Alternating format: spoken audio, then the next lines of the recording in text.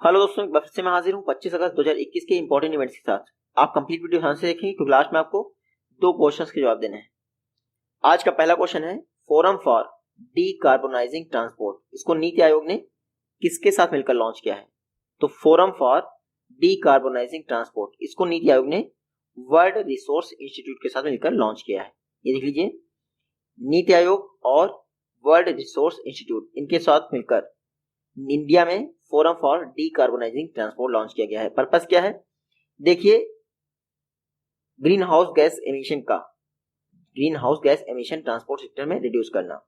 ये forum for decarbonising transport, ये forum जो है NDC-TIA प्रोजेक्ट के तहत लॉन्च किया गया है। NDC transport initiative for Asia project के तहत ये जो NDC-TIA प्रोजेक्ट है 7 ऑर्गेनाइजेशंस का ज्वाइंट इनिशिएटिव है, चाइना, वियतनाम और इंडिया जैसे देशों के लिए। तो forum for decarbonising transport in India NITI Aayog और वर्ल्ड रिसोर्स इंस्टीट्यूट ने लॉन्च किया है। नीति आयोग की बात करें 2015 में स्थापना हुई थी, न्यू दिल्ली में हेडक्वार्टर है। चेयरपर्सन हमेशा प्राइम मिनिस्टर रहते हैं, वाइस चेयरपर्सन है राजीव कुमार, CEO है अमिताभ कांत। नेक्स्ट क्वेश्चन है, वंचुआ फेस्टिवल किस स्टेट में सेलिब्रेट किया गया है? तो वंचुआ फेस्टिवल असम का फेमस फेस्टिवल, कहाँ का? असम का। असम की एक ट्राइबल कम्युनिटी है तिवा ट्राइब्समैन, इतना रखिएगा, तिवा ट्राइब्समैन, इसके द्वारा असम में वंचुआ फेस्टिवल सेलिब्रेट किया गया है। बस इतना ही याद रखिए।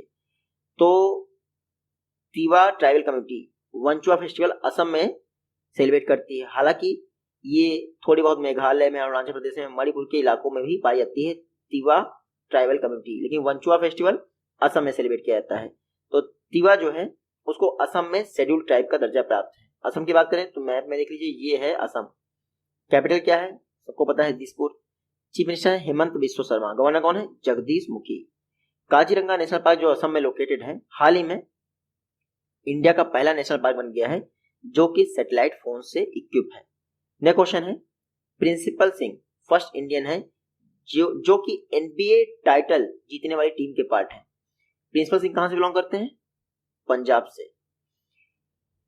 NBA national basketball association US में होने वाली एक लीग है। NBA समर लीग हाल ही में हुई है US में, उसको जीतने वाली टीम के पार्ट हैं प्रिंसिपल सिंह। तो पहले इंडियन है जो कि NBA टाइटल जीतने वाली टीम के पार्ट हैं। टीम का नाम क्या है? Sacramento Kings. ये हैं आपके प्रिंसिपल सिंह, NBA टाइटल जीतने वाली टीम के पार्ट हैं। NBA टाइटल कहाँ हुआ है?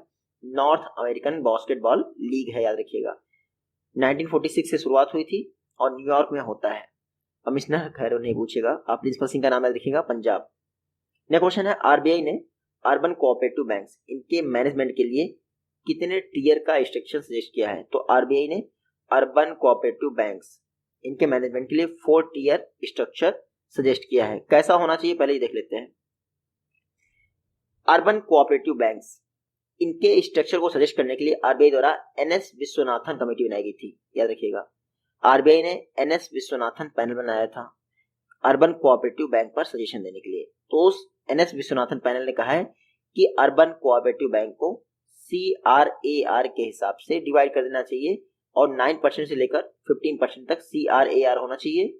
4 टीयर में डिवाइड कर देना चाहिए अर्बन कोऑपरेटिव बैंक को। तो पहली बात एग्जाम में आपसे पूछेंगे, urban cooperative bank 4 tier structure में डिवाइड की गई है किस कमेटी की रिकमेंडेशन पर? तो NS विश्वनाथन कमेटी की रिकमेंडेशन पर। 4 कैटेगरीज क्या है? टीयर 1 में 100 करोड़ तक की अर्बन कोऑपरेटिव बैंक डिपॉजिट वाली होंगी, टीयर 2 में 1000 करोड़ तक की, टीयर 3 में 10,000 करोड़ तक की, और टीयर 4 में जिनका 10,000 करोड़ से ऊपर डिपॉजिट होगा उनको टीयर 4 में रखा जाएगा। RBI की बात करें 1 अप्रैल 1935 में स्थापना हुई कोलकाता में स्टार्टिंग में, बाद में 1937 में इसका हेडक्वार्टर मुंबई ट्रांसफर हो गया। वर्तमान में 25th RBI गवर्नर है शक्तिकांत दास। नेक्स्ट क्वेश्चन है, किस स्टेट गवर्नमेंट द्वारा श्री बसव इंटरनेशनल अवार्ड के लिए श्री बसवलिंगा पट्टादेवारू को सिलेक्ट किया गया है? तो श्री बसवलिंगा पट्टादेवारू, इनको सिलेक्ट किया गया है मेरे ख्याल से कर्नाटका गवर्नमेंट द्वारा। देख लेते हैं, कर्नाटका गवर्नमेंट ने श्री बसवलिंगा पट्टादेवारी को हाल ही में श्री बसवा इंटरनेशनल अवार्ड के लिए चुना गया है। ये है श्री बसवलिंगा पट्टादेवारू। इनका एक सेंटर है भलकी हीरामठ, उसके लिए इनको नॉमिनेट किया गया है श्री बसवा इंटरनेशनल अवार्ड के लिए। तो पहली बात, श्री बसवा इंटरनेशनल अवार्ड कौन देता है? कर्नाटक गवर्नमेंट। इस बार किसको सिलेक्ट किया गया है? श्री बसवलिंगा पट्टादेवारू को। कर्नाटका की बात करें, चीफ मिनिस्टर है बसवराज बोम्मई। क्यों? क्योंकि BS येदियुरप्पा हट गए हैं। बसवराज बोम्मई कर्नाटक के नए चीफ मिनिस्टर हैं। नए गवर्नर भी हैं थावर चंद गहलोत। तो दोनों का नाम याद रखिएगा। Kempegowda international airport Bengaluru international airport का दूसरा नाम है, आपको याद रखना है। और कल ही मैंने बताया था बेंगलुरु में मेट्रो रेल लाइन बिछाने के लिए $500 मिलियन का लोन दिया है किसने? ADB ने। नेक्स्ट क्वेश्चन है, 4 इंडियन कंपनी जिसने $100 बिलियन का मार्केट कैपिटलाइजेशन अचीव कर लिया है। तो इन्फोसिस 4th इंडियन कंपनी है जिसने $100 बिलियन का मार्केट कैपिटलाइजेशन अचीव कर लिया है। ये देख लीजिए, इन्फोसिस, इसका मार्केट कैपिटलाइजेशन $100 बिलियन हो गया है, $100 बिलियन। तो 4 इंडियन कंपनी है इन्फोसिस। इससे पहले आपकी रिलायंस में बता चुका हूँ, टाटा, HDFC, ये 3 कंपनी थी। इनका मार्केट कैपिटल $100 बिलियन से ऊपर हो चुका था। अब इन्फोसिस भी बन गई है। इन्फोसिस 1981 में बनी थी, हेडक्वार्टर है बेंगलुरु में। CEO कौन है? सलील पारिक। नेक्स्ट क्वेश्चन है, मल्टी मोड हैंड ग्रेनेड्स का पहला बैच इंडियन आर्मी को कहां हैंड ओवर किया गया है? तो मल्टी मोड हैंड ग्रेनेड, इसका पहला बैच इंडियन आर्मी को नागपुर में हैंड ओवर किया गया है। तो ये आप देख सकते हैं, ये हैं आपके hand grenade, multi mode hand grenade. इतनी आसानी से नहीं फटते हैं, हालांकि ये जब ये आप पिन निकाल लेंगे, खींच के फेंक देंगे तो वो फट जाएंगे। तो पहला batch multi mode hand grenade का इंडियन आर्मी को नागपुर महाराष्ट्र में दिया गया है। इसको DRDO की बैलिस्टिक रिसर्च लेबोरेटरी ने बनाया है, इतना याद रखिएगा। तो हाई एक्यूरेसी के साथ वेरी हाई रिलायबिलिटी भी है और सेफ है कैरिंग में। तो याद रखिएगा, मल्टी मोड हैंड ग्रेनेड्स पहला बैच नागपुर में इंडियन आर्मी को समर्पित किया गया है। और बनाया किसने? Economic explosive limited. 1995 में स्थापना हुई थी, नागपुर में इसका हेडक्वार्टर है। पेरेंट ऑर्गेनाइजेशन नहीं पूछेंगे आपसे। नेक्स्ट क्वेश्चन है, address book a publishing memoir in the time of Covid. ये बुक किसने लिखी है? Address book a publishing memoir in the time of Covid. इस बुक को लिखा गया है रितु मेनन के द्वारा, मेरे ख्याल से। हाँ, रितु मेनन, इनकी बुक है एड्रेस बुक। बस इतना याद रखिए, एड्रेस बुक, ये रितु मेनन की बुक है, बस आपको इतना याद रखना है। रितु मेनन काली फॉर वुमेन की जो है को फाउंडर भी है। नेक्स्ट क्वेश्चन है, मिनिस्ट्री ऑफ कोऑपरेशन नई मिनिस्ट्री बनी है, इसके ज्वाइंट सेक्रेटरी कौन अपॉइंट हुए हैं? तो ministry of cooperation newly created ministry है, इसके ज्वाइंट सेक्रेटरी बने हैं आपके अभय कुमार सिंह। हाँ, अभय कुमार सिंह 2004 बैच के IAS ऑफिसर हैं, बिहार कैडर के। ये हैं Abhay Kumar Singh, ministry of cooperation में ज्वाइंट सेक्रेटरी बने हैं। 7 वर्षों का कंबाइंड टेन्योर होगा, मतलब बढ़ता जाएगा धीरे धीरे करके। तो Abhay Kumar Singh ministry of cooperation में ज्वाइंट सेक्रेटरी बने हैं। Ministry of cooperation newly created ministry है, जुलाई 2021 में बनाई गई है। मिनिस्टर कौन है? अमित शाह। बस इतना याद रखना है।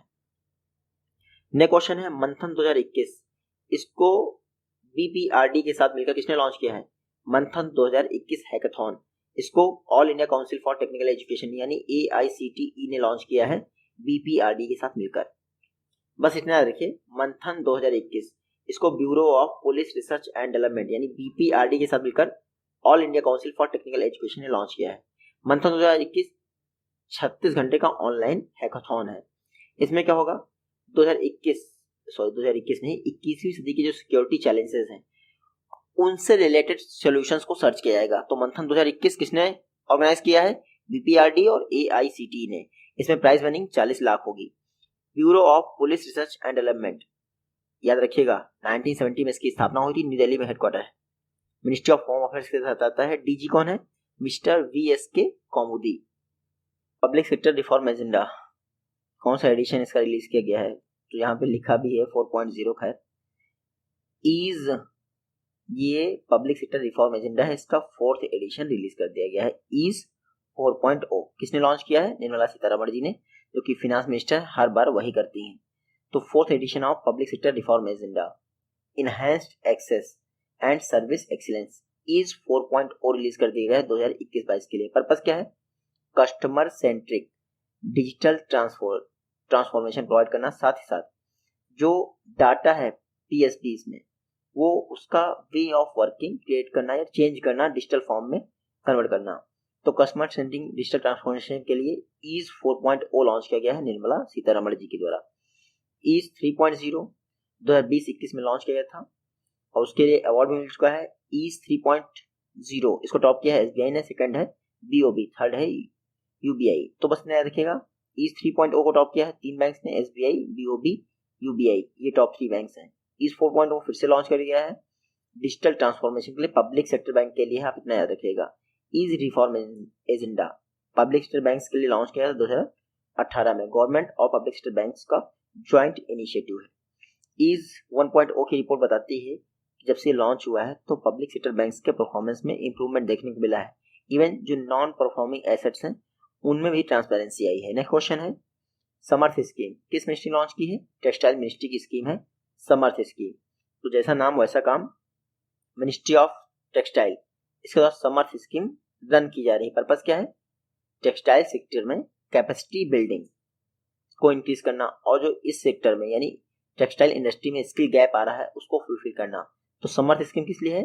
कैपेसिटी बिल्डिंग या फिर स्किल इन्हांसमेंट के लिए। कहाँ पे? टेक्सटाइल इंडस्ट्री में। तो किस मिनिस्ट्री द्वारा इंप्लीमेंट किया है समर्थ स्कीम को? समर्थ स्कीम को टेक्सटाइल मिनिस्ट्री के द्वारा इंप्लीमेंट किया जा रहा है। इसके तहत 65 नए ट्रेनिंग सेंटर ओपन किए जाएंगे। समर्थ स्कीम मिनिस्ट्री ऑफ टेक्सटाइल के साथ मिलकर कई सारी एजेंसी से इंप्लीमेंट कर रही। टेक्सटाइल मिनिस्ट्री के मिनिस्टर कौन है? पीयूष गोयल। समर्थ स्कीम याद रखिएगा टेक्सटाइल मिनिस्ट्री में स्किलिंग के लिए। नेक्स्ट क्वेश्चन है मैरीटाइम पार्टनर एक्सरसाइज इंडिया और किस कंट्री के बीच में ऑर्गेनाइज की गई है? मैरीटाइम पार्टनरशिप एक्सरसाइज इंडिया और फिलीपींस के बीच में ऑर्गेनाइज की गई है। एग्जाम में क्वेश्चन बन सकता है कहां पर ऑर्गेनाइज की गई है? तो साउथ चाइना सी रीजन में, वेस्ट फिलीपींस सी यानी फिलीपींस के वेस्ट में, वहीं पर ऑर्गेनाइज की गई है मैरीटाइम पार्टनरशिप एक्सरसाइज।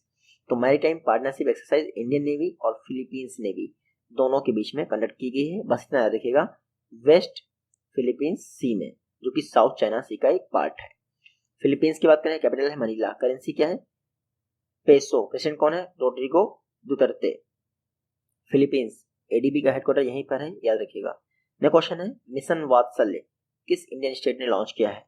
तो मिशन वात्सल्य को लॉन्च किया गया है महाराष्ट्र गवर्नमेंट द्वारा। किसके द्वारा? महाराष्ट्र गवर्नमेंट। देखिए महाराष्ट्र गवर्नमेंट द्वारा मिशन वात्सल्य लॉन्च किया गया है ऐसी वुमेन्स के लिए जिन्होंने कोविड-19 में अपने हस्बैंड्स को खो दिया है। तो मिशन वात्सल्य वुमेन सेंट्रिक स्कीम है उन वुमेन्स के लिए जिन्होंने कोविड-19 क्राइसिस के दौरान अपने मेल पार्टनर को यानी कि हस्बैंड को खो दिया है। तो महाराष्ट्र गवर्नमेंट ने मिशन वात्सल्य लॉन्च किया है। ये है मैप में Maharashtra. Chief minister Uddhav Thackeray, governor कौन है? भगत सिंह कोश्यारी। लेकिन 1973 में प्रोजेक्ट टाइगर लॉन्च हुआ तो महाराष्ट्र का पहला टाइगर कौन था जो प्रोजेक्ट टाइगर का पार्ट बना? Melghat tiger reserve. क्या? Melghat tiger reserve. Next question है key indicators for Asia and the Pacific 2021 इसको किसने लॉन्च किया है? तो key indicators for Asia and the Pacific report 2021 इसको रिलीज किया गया है एशियन डेवलपमेंट बैंक द्वारा। एशियन डेवलपमेंट बैंक इन्होंने key indicators for Asia and the Pacific 2021 report को रिलीज किया है। इसमें बताया है कोविड-19 पैंडेमिक के कारण एशिया में 75 से लेकर 80 मिलियन लोग एक्सट्रीम पॉवर्टी में चले गए। सस्टेनेबल डेवलपमेंट गोल जो 2 है वो जीरो हंगर से रिलेटेड है। फर्स्ट है आपका पॉवर्टी से रिलेटेड, तो एक्सट्रीम पॉवर्टी में चले गए 75 से 80 यानी 75 से 80 मिलियन लोग एक्सट्रीम पॉवर्टी में चले गए हैं। रिपोर्ट क्या है? Key indicators for Asia and the Pacific 2021 किसने रिलीज किया है? एडीबी ने रिलीज किया है, रखिएगा। अच्छा, एक्सट्रीम पॉवर्टी क्या होता है? वर्ल्ड बैंक की परिभाषा के अनुसार ऐसे लोग जिनकी पर डे इनकम $1.90 से कम है तो उसको कहते हैं एक्सट्रीम पॉवर्टी। तो अगर पर डे आपकी इनकम कितनी है? $1.90 से कम है तो आप एक्सट्रीम पॉवर्टी में जी रहे हैं। पहले ये था $1.25 पर डे, इतना याद रखिएगा।